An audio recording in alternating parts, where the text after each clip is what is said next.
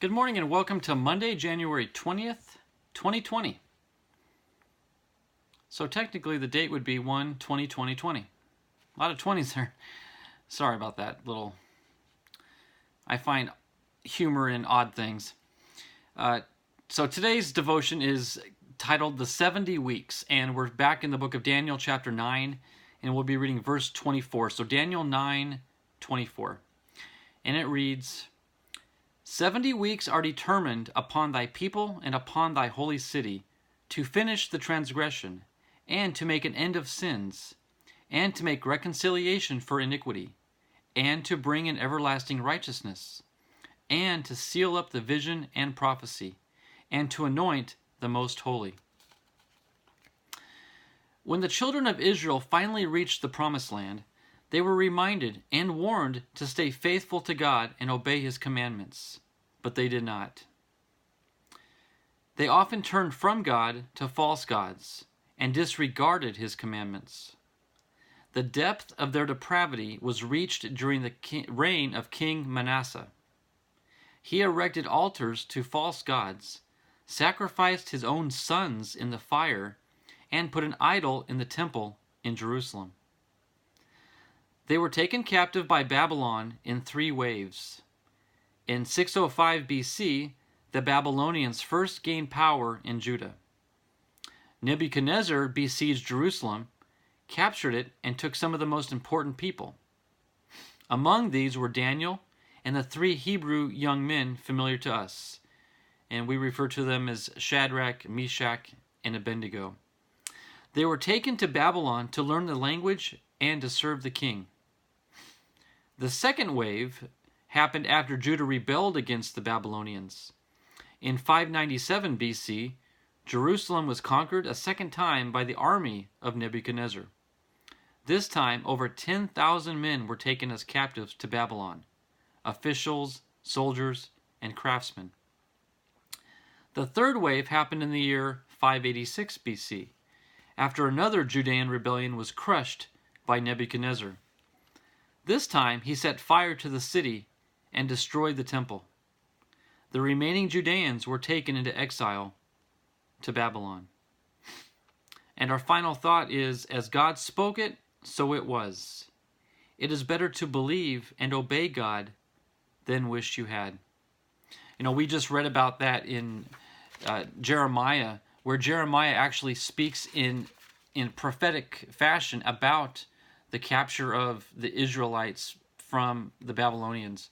So it's very interesting to see, just within a few books, you see from Jeremiah prophesying about it, and then just a couple books down the road in the Old Testament, you read in Daniel where it actually occurred, because Daniel was a first-hand witness to the seizing of Israel.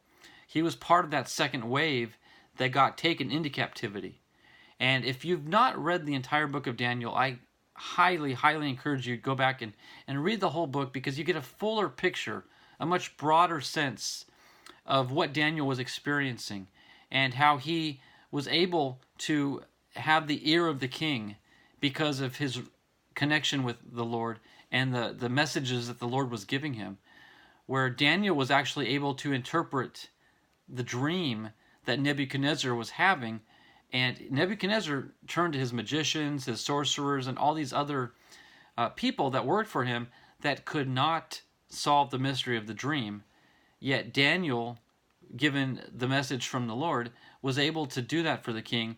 So he moved up the ladder, so to speak, and was given some prominence. But that was a platform that Daniel was given, which assisted in him preaching to the Israelites that were in captivity. And he began preparing them for the day that they would return yet again to the promised land. So it's very interesting when, we read our devotions, which is phenomenal, but it's just a snippet of the bigger picture. And when you understand the bigger picture, it makes these smaller stories more come to life more, so to speak. So, and it makes them much more enjoyable and understandable too. So again, I encourage you to read the full context of the stories. And to get a full reading of the Bible, please don't forget to check out my good friend Donald Blomdahl's channel. He's doing a Bible reading through the year series, and it's absolutely phenomenal.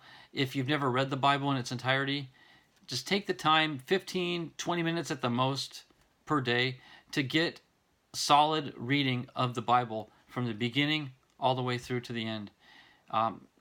The best decision you'll ever make is to read the Bible and understand it, and then accept the Lord as a result of it. But I encourage you to accept the Lord first if you've not done so already. That's the beginning of all learning. To understand the Bible better, you have to have the Holy Spirit within you to help understand the Bible. So many people say, well, maybe I'll get saved after I read the Bible and understand more. You'll never understand it because you don't have the Holy Spirit within you guiding you through it and explaining it to you as you go. So the key thing to do first is to get saved. I encourage it. It's absolutely the best decision you'll ever make.